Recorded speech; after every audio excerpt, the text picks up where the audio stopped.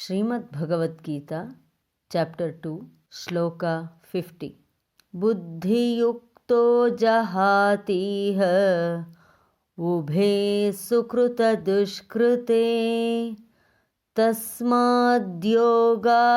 युज्यस्व योगः कर्मसु कौशलम् बुद्धियुक्तो जहातीह उभे सुकृतदुष्कृते तस्माद्योगाय युज्यस्व ಯೋಗಃ ಕರ್ಮಸು ಕೌಶಲಂ. ಎಲ್ಲರಿಗೂ ನಮಸ್ಕಾರ. ಇವತ್ತಿನ ಸೆಷನನ್ನು ಶುರು ಮಾಡೋಣ. ದೀರ್ಘವಾಗಿ ಉಸಿರಾಟ ಮಾಡ್ತಾ ಮಾಡ್ತಾ ಭಗವದ್ಗೀತೆ ಕಲಿಯೋಕ್ಕೆ ಶುರುವಾದ ಮೇಲೆ ದಿನನಿತ್ಯ ನಿಮ್ಮ ಜೀವನದಲ್ಲಿ ಕೃಷ್ಣನ ಪ್ರೆಸೆನ್ಸು, ಭಗವಂತನಾದ ಕೃಷ್ಣನ ಪ್ರೆಸೆನ್ಸ್ ಎಷ್ಟು ಡೀಪಾಗಿ ಬಂದಿದೆ. You are all the time in touch with lord Krishna. The presence of God can experience within you. Recognize that and salute the Lord Krishna within you. Also, let us invoke for the divine blessings to the Supreme God, the Divine Father, Divine Mother, Lord Dhanvantari, Lord Krishna, all the great masters, holy gurus, holy avatars, all the great spiritual source of power. Also, we invoke the divine blessings of Lord Mahaguruji Mailing, Master Chowa Koksuyi, for good health, happiness, progress, success, prosperity and spirituality, for divine protection, divine guidance, divine help, for illumination, with thanks and in full faith. With deep gratitude, respect and love, we thank you. Let us continue. Okay. Last week there were some more questions. ಏನಂತ ಹೇಳಿದರೆ, ನಮ್ಮ ಬುದ್ಧಿಯಿಂದ ಪ್ರಚೋದನೆ ಪಡ್ಕೊಳ್ಳೋದು ಹೇಗೆ, ಆತ್ಮ ಬುದ್ಧಿಯಿಂದ ಪ್ರಚೋದನೆ ಪಡ್ಕೊಳ್ಳೋದು ಹೇಗೆ? ನೇರವಾದ ಉತ್ತರ ಯಾವುದು ಅಂತಂದರೆ, ಆತ್ಮ ಸಾಕ್ಷಾತ್ಕಾರ ಮಾರ್ಗ ಅಂತ ಉನ್ನತಿನಲ್ಲಿ ನಾವು ಕ್ಲಾಸ್ ತೊಗೊಳ್ತೀವಲ್ಲ, ಅದು ಮುಖ್ಯವಾಗಿ ನಿಮಗೆ ಇದು ಎರಡರ ಮಧ್ಯದಲ್ಲಿ ಸ್ಪಷ್ಟವಾದ ಡಿಫ್ರೆನ್ಸನ್ನು ತೋರಿಸ್ಕೊಡುತ್ತೆ. ನಮ್ಮ ಲೋವರ್ ಪರ್ಸ್ನಾಲಿಟಿ ಅಂದ್ರೇನು, ಹೈಯರ್ ಸೋಲ್ ಅಂದ್ರೇನು, ಹೈಯರ್ ಕಾನ್ಷಿಯಸ್ನೆಸ್ ಅಂದ್ರೇನು ಅನ್ನೋದನ್ನು ತೋರಿಸ್ಕೊಡುತ್ತೆ. ಎಲ್ಲವನ್ನು ಒಂದೇ ವಾಕ್ಯದಲ್ಲಿ ಇಲ್ಲಿ ಹೇಳೋಕ್ಕಾಗದೇ ಇರ್ಬೋದು, ಯಾಕೆಂದರೆ ಇದು ಡೀಪರ್ ಪ್ರಾಕ್ಟೀಸ್ ಬೇಕಿದ್ದಕ್ಕೆ. ಹೇಳಿರುವ ಮಾಹಿತಿಯನ್ನು ನಮ್ಮ ಒಳಗಡೆ ಅರಗಿಸ್ಕೋಬೇಕಂತಂದರೆ ಅಷ್ಟರ ಮಟ್ಟಿನ ಡಿವೈನ್ ಎನರ್ಜಿ, ಸ್ಪಿರಿಚುವಲ್ ಎನರ್ಜಿ ಬೇಕಾಗುತ್ತೆ. ಆ ಸ್ಪಿರಿಚುವಲ್ ಲ್ಯಾಂಗ್ವೇಜ್ ಕಲಿತಾಗ ಮಾತ್ರ ಆ ಸ್ಪಿರಿಚುವಲ್ ವರ್ಡ್ಸು ನಮಗೆ ರಿವೀಲ್ ಆಗ್ತಾ ಹೋಗುತ್ತೆ. ಮೊದಲೇ ಒಮ್ಮೆ ಹೇಳಿದಾಗೆ, ಭಗವದ್ಗೀತೆಗೆ ಯಾಕೆ ಇಷ್ಟೊಂದು ಕಾಮೆಂಟ್ರಿ ಇದೆ ಅಂತಂದರೆ, ಅವರವರ ತಿಳುವಳಿಕೆಗೆ, ಅವರವರ ವಿಕಾಸಕ್ಕನುಗುಣವಾಗಿ, ಅನುಭವಕ್ಕನುಗುಣವಾಗಿ ಅದರ ಆಳ, ಅಗಲ, ವಿಸ್ತಾರ ಎಲ್ಲ ಬದಲಾವಣೆ ಆಗ್ತಾ ಹೋಗುತ್ತೆ. ಮುಂದಿನ ಶ್ಲೋಕಕ್ಕೆ ಹೋಗೋಣ. ಬುದ್ಧಿಯುಕ್ತೋ ಜಹಾತೀಹ ಉಭೇ Sukrutha ದುಷ್ಕೃತೆ ತಸ್ಮಾದ್ ಯೋಗಾಯ ಯುಜ್ಯಸ್ವ ಯೋಗಃ ಕರ್ಮಸು ಕೌಶಲಂ ಯೋಗಃ ಕರ್ಮಸು ಕೌಶಲಂ. The essence is get the skill. What is yoga? Develop that skill. Get the skill to lead your life, handle your life, understand and tackle the difficulties of your life. Any situation, any challenge, any difficulties, any crisis, you should have a skill to manage. What is the difference between an ordinary person and the yogi? Even in the same situation, why yogi is not affected? Because they know the skill.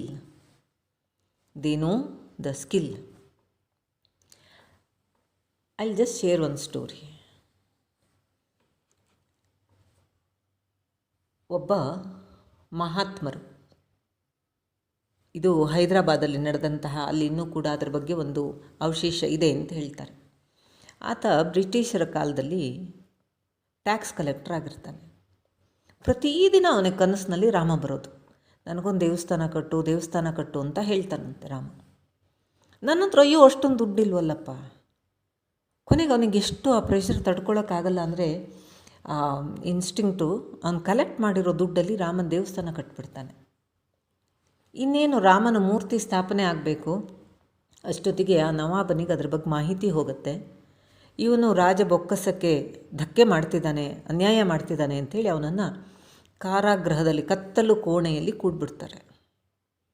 ಆ ಕತ್ತಲು ಕೋಣೆ ಎಷ್ಟು ಕತ್ತಲಿರುತ್ತೆ ಅಂದರೆ ಅದರಲ್ಲಿ ಒಂದೇ ಒಂದು ಬೆಳಗ್ಗಿಂದ ಸೂರ್ಯ ಇರೋ ಹೊತ್ತು ಒಂದೇ ಒಂದು ಸಣ್ಣ ಕಿರಣ ಗೋಡೆ ಮೇಲೆ ಬೀಳ್ತಾ ಇರುತ್ತೆ, ಇನ್ನೇನು ಬೀಳೋದಿಲ್ಲ. ಇವನು ಒಳಗಡೆ ಕೂತ್ಕೊಂಡಾಗ ಭಾಳ ದುಃಖ ಆಗುತ್ತೆ. ಏನಪ್ಪ, ನಾನು ನಿನ್ನ ಕೆಲಸ ಮಾಡೋಕ್ಕೋದ್ರೆ ನೀನು ಇಲ್ಲಿ ಕರ್ಕೊಂಬಂದು ಹಾಕ್ಬಿಟ್ಟಿಲ್ಲ ಅಂತ. ಆದರೆ ಒಳಗಿನ ಭಗವದ್ ಭಕ್ತಿ ಅವನಿಗೆ ವ್ಯತ್ಯಾಸ ಆಗೋದಿಲ್ಲ.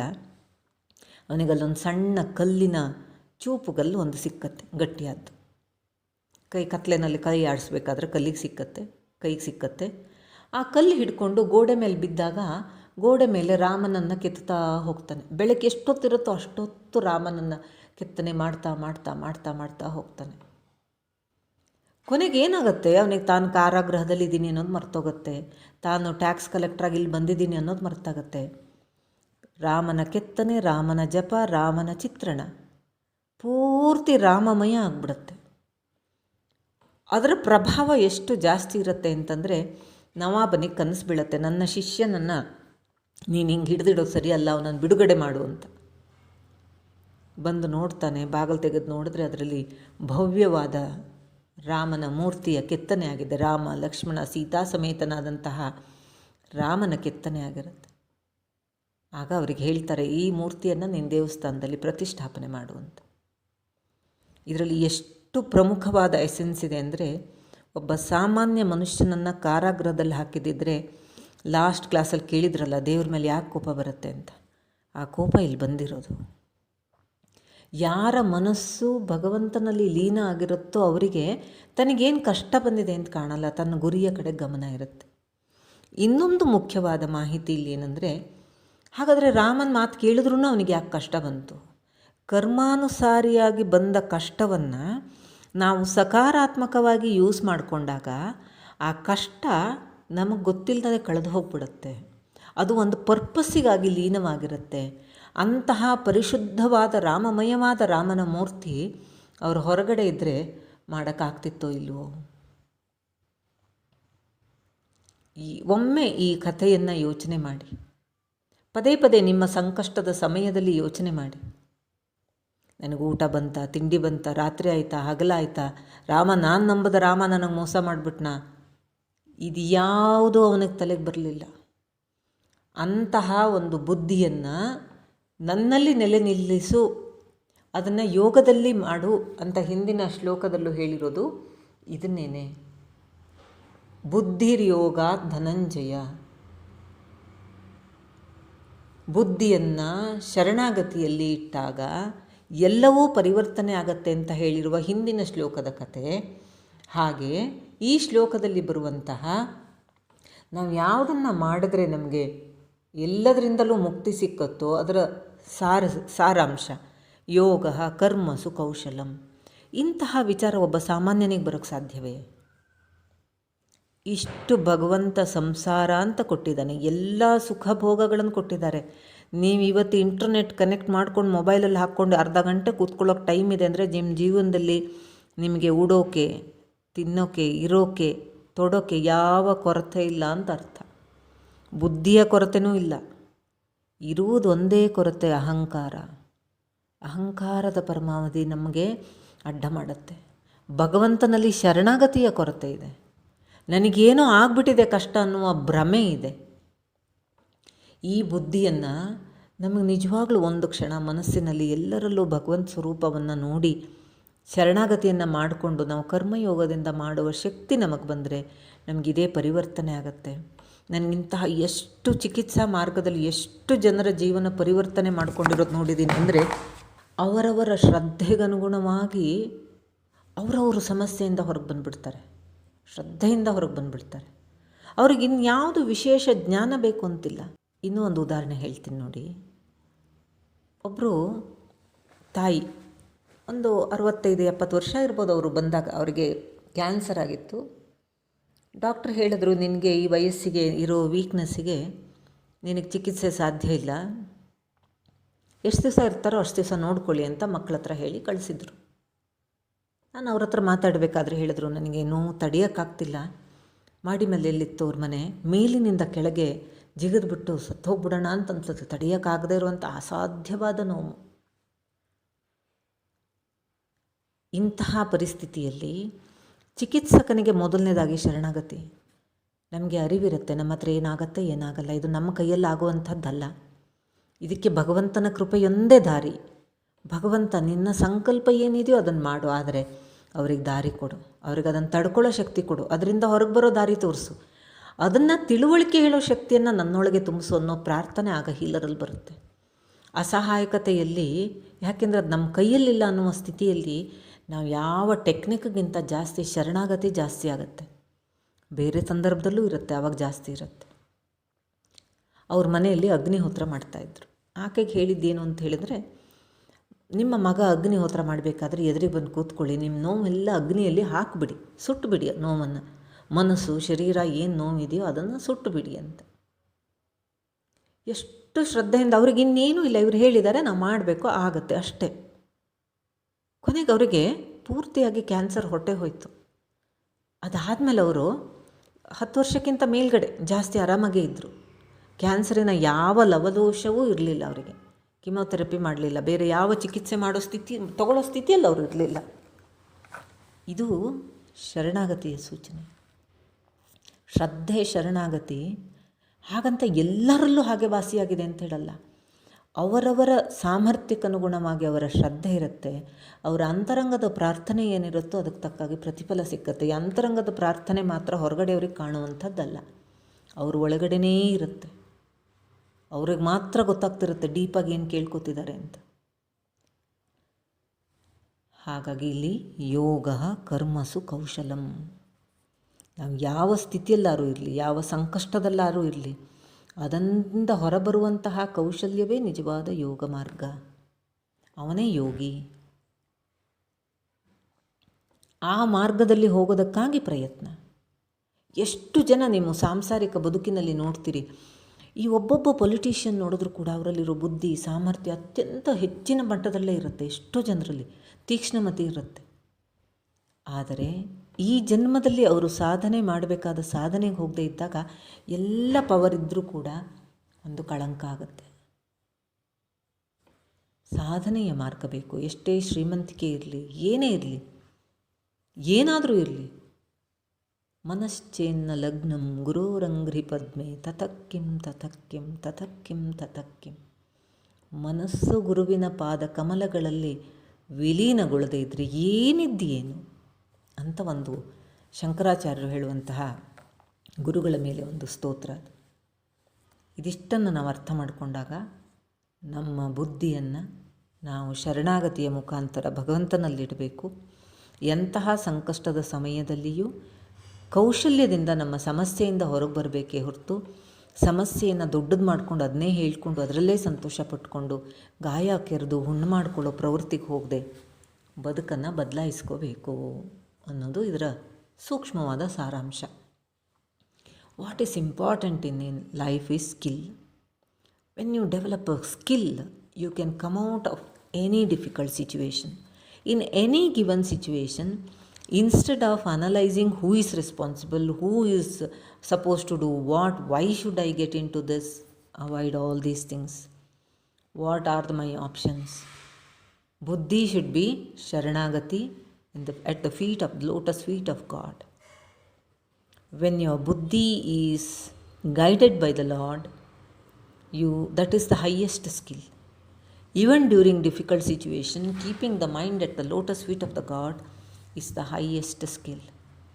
When you know from where the information should be downloaded, it should be from the higher source. Then your guidance will be different.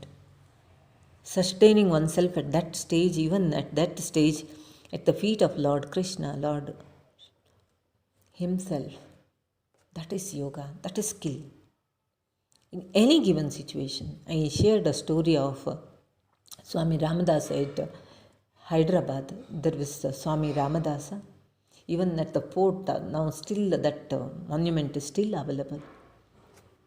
He was a tax collector, and he was getting a Lord Rama's instruction every night. The dream he used to get, Rama used to insist him to build a temple for him.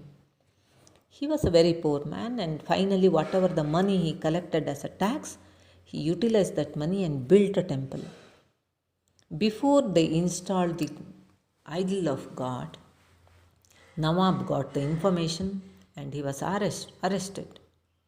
He was kept in a dark room, total dark, pitch dark. There was only one small ray during the sun rays, and in that room he had only one small pebble, the sharp stone he had.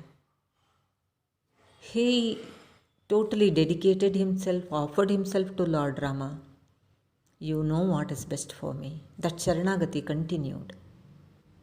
And he started, sculpting Lord Rama's, the idol, the beautiful Murti. He was completely engrossed into that.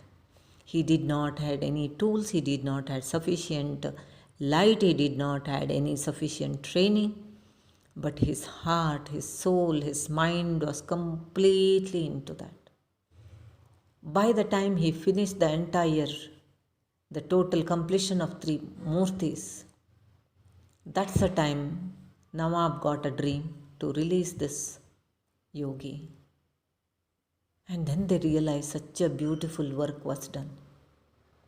There are different meanings and the messages in this. In spite of such a during crisis, in spite of being on the spiritual path, in spite of his guidance, he got arrested. He is not having any complaints. He is not having any anger towards God. He just offered himself and said, you know the best, and continued his next work. He never stopped. Second part, even though he was a great devotee of Lord Rama, to work out his karma, he was put in a jail, and his energy, till his energy was purified, his Sharanagati has become the ultimate purified approach. Till then, the process continued. Once his karma was worked out, then he was released. That is the difference between yogi and the ordinary person. That is the skill. Even during crisis, merging one's will with the will of the God. Especially during crisis, the mind of the people will be diverted. It will be very gross. It will be filled with anger, grief, hatred, jealousy. If you have developed the skill, you will not allow your mind to get in dwelling into these things. You will shift your consciousness to the higher consciousness through the Sharanagati, and you know what to do. We should be divinely guided even during crisis. That is one of the skill we should develop. And in any given situation, never give up. Develop a skill to manipulate. Master Chova says, learn to come out of the obstacles, flow like a water. Go around, go above, go below the obstacles like a water, flow and achieve your success. We should bring that flexibility, openness, dissolving one's own ego is the greatest karma yoga. That is the skill need to be developed. So we need to understand that. Ubhe sukruta dushkrute. Even during good or bad situations or karma or whatever you call it, even during the highest happiest moment or the most challenging situation. So deposit your consciousness, anchor your consciousness, connect yourself to the lotus fetus of Lord Krishna. That is why you should get aligned or you practice yoga so that you will achieve your great success. That is, develop skill to do this. It is beautifully explained. Repeatedly study this so that you will be able to develop that skill in your life. You will never feel sad, you will never feel bad about your situation. You will accept yourself and you know how to continue with your life. Okay, now let us continue with great invocation. Before that, I also shared one more incident of a cancer patient who was 65 plus. Her stage was not, her system was not ready to take any further treatment. Following a basic simple instruction with the Sharanagati, she completely came out of her health issues and survived for many years without any cancer. So, Sharanagati, Karma Kaushalya, Yoga Karmasu Kaushalam. Developing that inner skill is very important in any given situation. That is the difference between ordinary person and the yogi. Try to become a yogi. Try to bring a skill into your life. There is no meaning in complaining about your problems. There are a lot of psychological problems with psychological problems. The people with psychological problems, why do they develop that? Nowadays, they say that I am having this problem, I am having this problem. The psychosis is becoming too much because 80% of the time they will meditate only on their problem. Only on their problem and their anxiety, their fear, their concerns. They are lost in their own psychological problems. If they learn to anchor themselves, this much of problem everybody will have. Don't ever consider, in case if you have any psychological problem, don't think that others are totally happy and healthy. The difference is they are like Swami Ramdas, they know how to anchor. You learn to anchor your mind in the God. The life will change. Situations will change. Lot of people tell me that, Madam, you don't have any problem, that is why you are talking like this. I will tell them, yes, I have never accepted the problem as a problem. When I accept it as a problem, then it is problem. When I am continuing to fight, continuing to work, continuing to find the ways and means, it means I have not accepted it as a problem. I will find the ways and means and the solutions to come out of that. That skill has to be developed. That should be your quality. Oh, I had this problem, so I have a problem. Don't stop yourself anywhere. Don't dwell into your psychological issues. It is natural. It is a part of life. It is like a small test in the school. It is given to us to develop our skills, muscles, mental muscles. No matter what happens, never, oh, doctor has diagnosed this problem to me. Oh, doctor ಹೀಗೆ ಹೇಳ್ಬಿಟ್ಟಿದ್ದಾರೆ, ನನಗೆ problem ಇದೆ. So what? So what? I have this health issue, I have that health issue. Don't try to prove your problem. Nobody is going to help you. You are the only one going to suffer if you prove your problem. Others will continue to lead their life.